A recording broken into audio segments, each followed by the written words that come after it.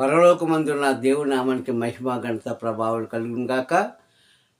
మన ప్రభు అయిన క్రీస్తు నామములో ఇదిగో వాక్యం అనే ఛానల్ ద్వారా వాక్యాన్ని వింటున్న మిమ్మల్ని దేవాది దేవుడు కరుణించి కటాక్షించును గాక.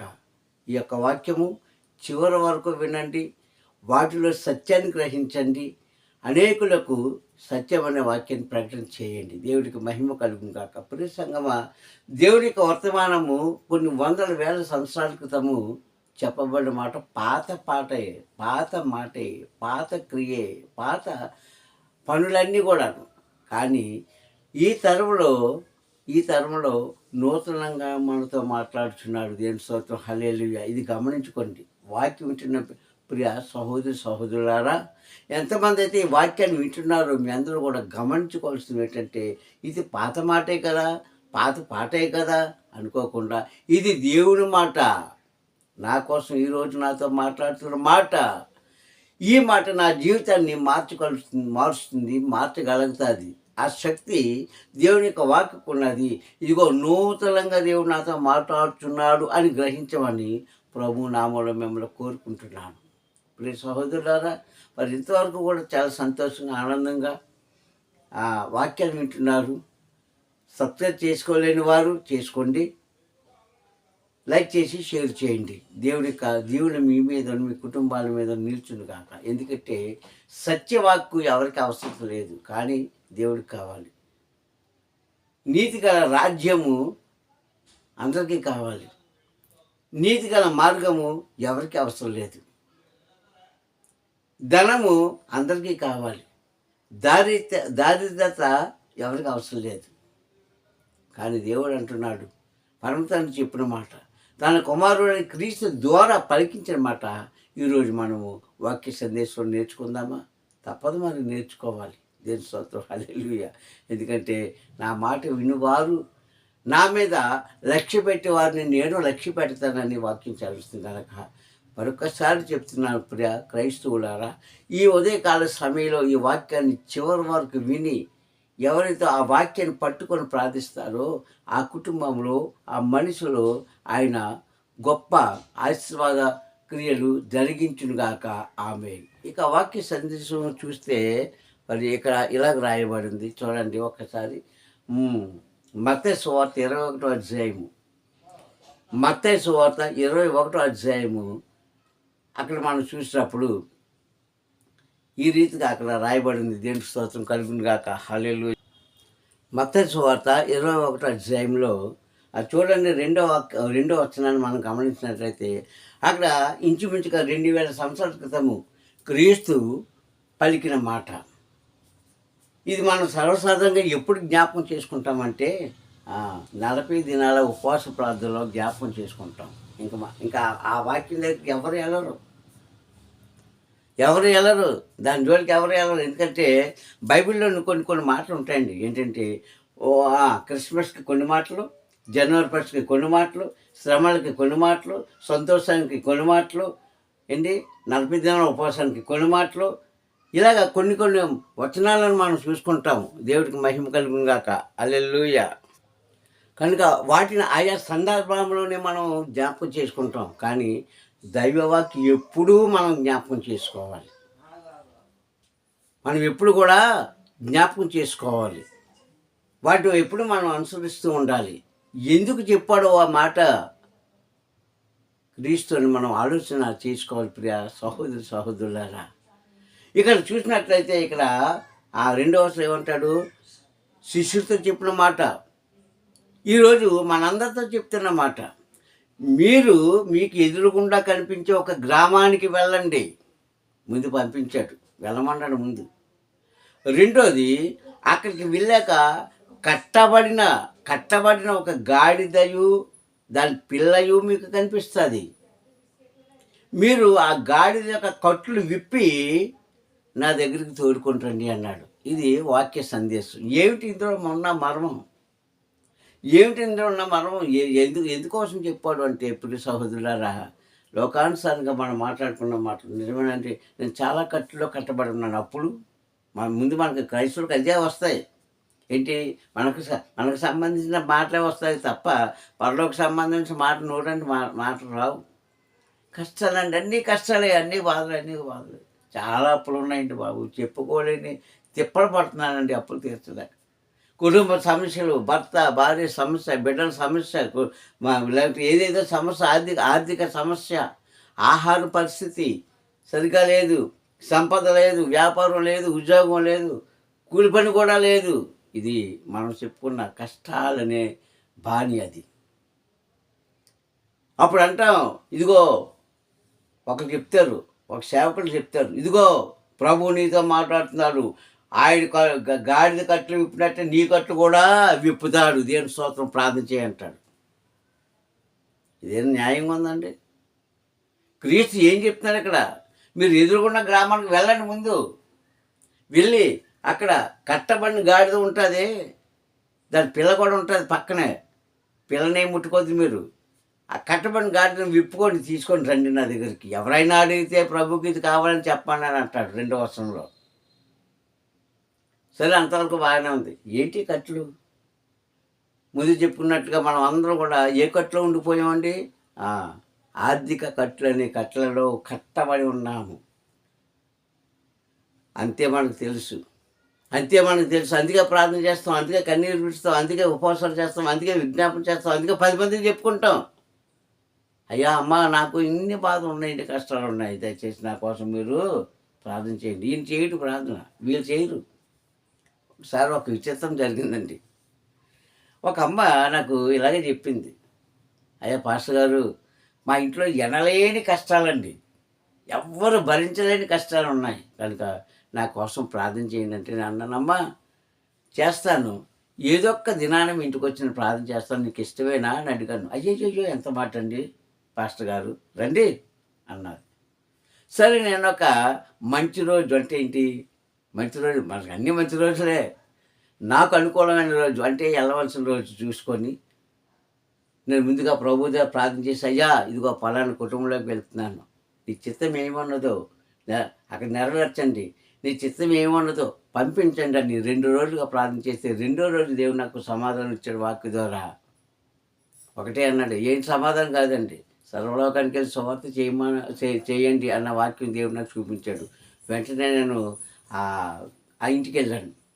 అప్పుడు టైం ఇంచుమించుగా 8 అవుతుంది, నైటు 8 అయితే ఏదో ఆ సమయం ఇంచుమించుగా 6:30 నుంచి రాత్రి 11 గంటల వరకు ఏం జరుగుతుందో స్త్రీలకు మీకు బాగా తెలుసు కదా, ఏంటండి, సీరియల్స్, 1 by 1 ఒకదాని తర్వాత ఒకటి సీరియల్స్ అనేది సాయంకాలం 6:30 నుంచి రాత్రి 11 అవ్వచ్చు, 11:30 అవ్వచ్చు, అన్ని ఛానల్లో సీరియల్.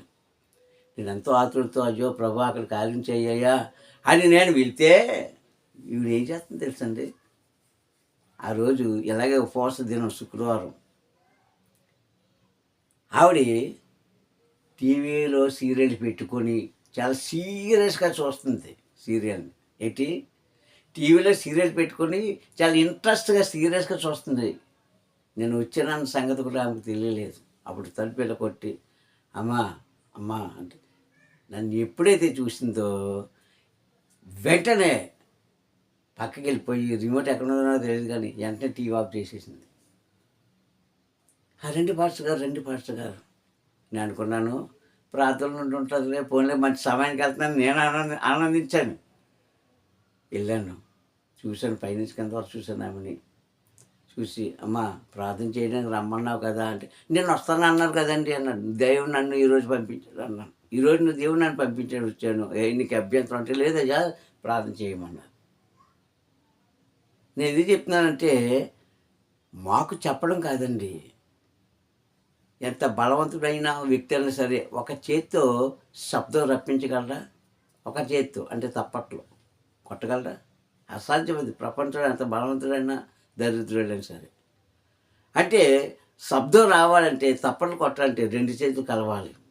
అందుకే మనకు ఒక సింబల్ ఉంటుంది కదా, ఇలా 2 చేతులు పెట్టి.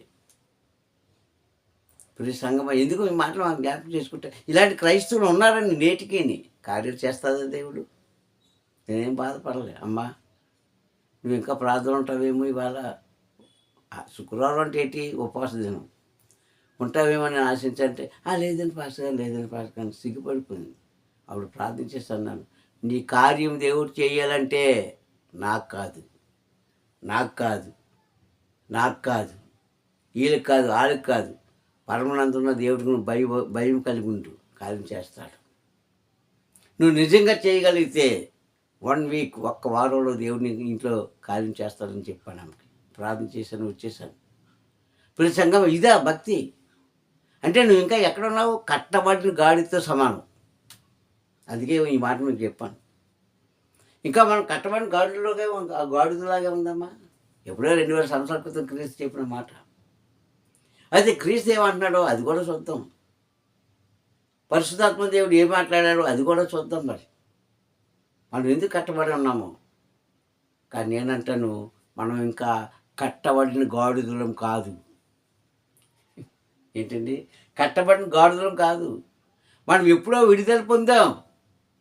2000 సంవత్సరాల క్రితమే క్రీస్తు మన కోసం చేసిన త్యాగాన్ని బట్టి మనం విడుదల పొందాం. అది జ్ఞాపకం చేసుకున్నాయ్యా క్రైస్తవ బిడ్డలారా. మీరెవరో నాకు తెలియదు, ఏ ప్రాంతం వాళ్ళో తెలియదు, ఏ భాష మాట్లాడతారో తెలియదు, ఎక్కడ ఉంటారో నాకు తెలియదు. కానీ ఈ వాక్యం వింటున్న మీరు, ఈ వాక్యం వింటున్న మీరు జ్ఞానంతో మసలండి. దేవుడు మీకు అద్భుత కార్యం చేయకపోతే అప్పుడు మీరు దేవుణ్ణి శోధించండి. అంటే అడగండి, ప్రభా నేను నీ పని చేశానయ్యా, నా పని చెయ్యి.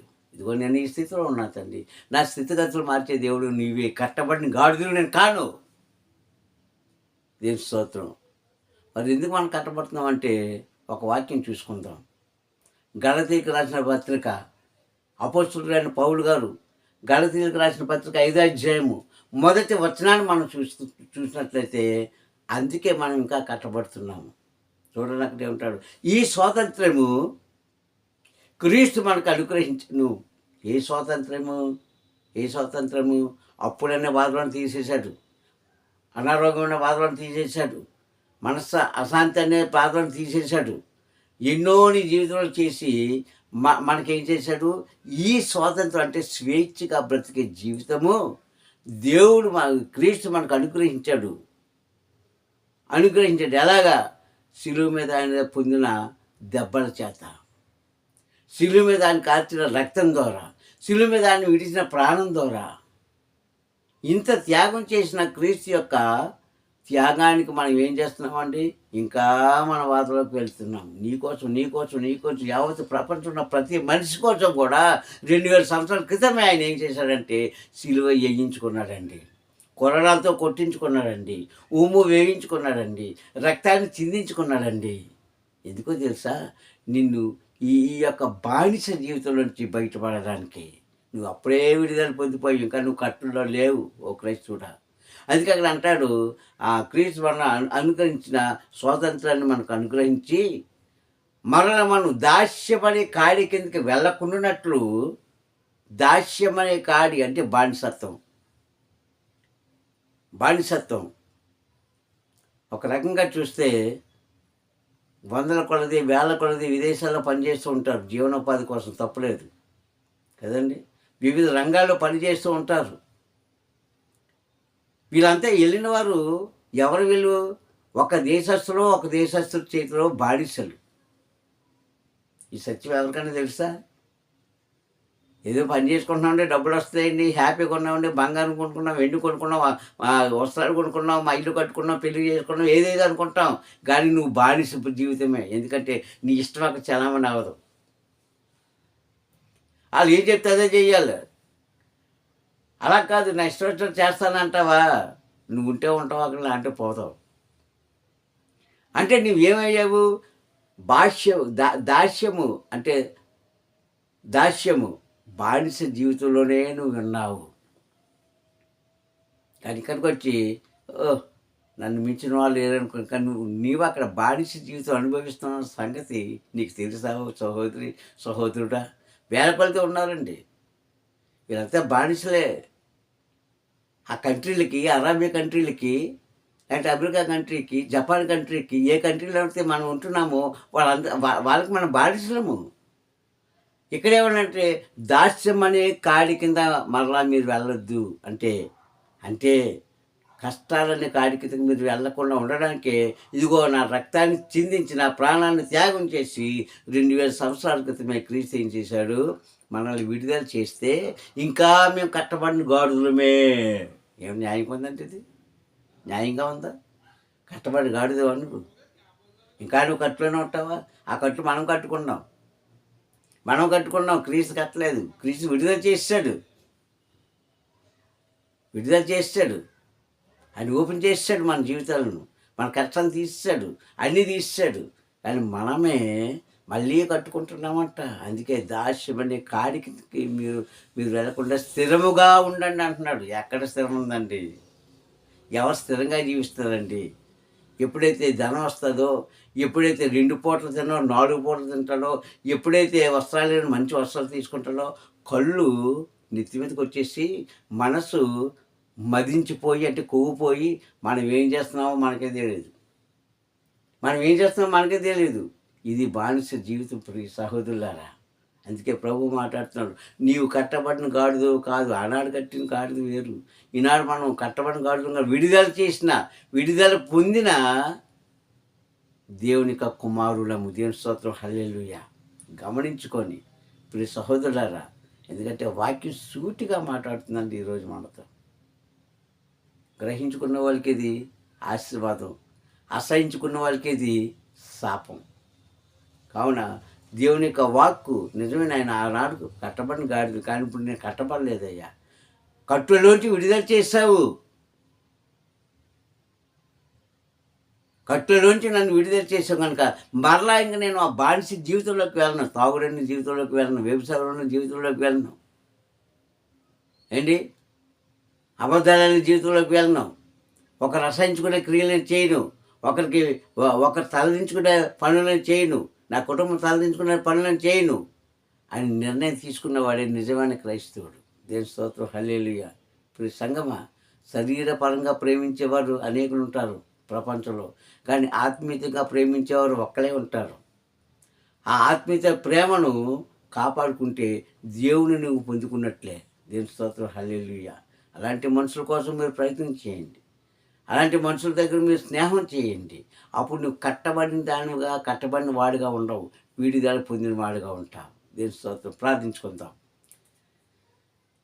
పరిశుద్ధ కలిగిన దేవాన్ని కొందాం. నేను అనేక సమయంలో నీ వాక్కు ద్వారా మాతో మాట్లాడినందుకు స్తోత్రం. నిజమే తండ్రి యేసయ్య. ఆనాడు నా ప్రభా నువ్వు చెప్పిన మాట, కట్టబడిన గాడిద నా దగ్గరికి విప్పుకొని రండి అన్నావు. ఈరోజు నా ప్రభా మా మనసును కట్టుకుంటున్నాము తండ్రి. మేము మూర్ఖం అనే తండ్రి ఊబిలో బ్రతుకుతున్నాము, అహంకారం అనే ముసుగులో బ్రతుకుతున్నాము, అబద్ధాలనే ముసుగులో బ్రతుకుతున్నాము. కానీ వాక్య సెలవిస్తుంది, స్వాతంత్రులుగా మమ్మల్ని చేశావు. అయినప్పటికీ తండ్రి మా జీవితాన్ని మేమే పతనం చేసుకొని తిరిగి నీకు ప్రార్థిస్తుంటే, ఇదిగో నాయన నీ వాక్ ద్వారా మాట్లాడడం. ఎప్పటికైనా సరే జ్ఞానం తెచ్చుకొని జ్ఞానవంతంగా మేము జీవించడానికి సహాయం చేసి మహిమ పొందుకోమని, వాక్యం బిడ్డలందరినీ కూడా మీరు దీవించమని క్రీస్తు నామములో ప్రార్థన అడుగుతున్నాను పరమ తండ్రి. ఆమేన్, ఆమేన్, ఆమేన్. మనకి మరొకసారి పరమ తండ్రి నామంలో సలాం, తన కుమారుడైన మెస్సీ గారి నామంలో శుభోదయం. హల్లెలూయా.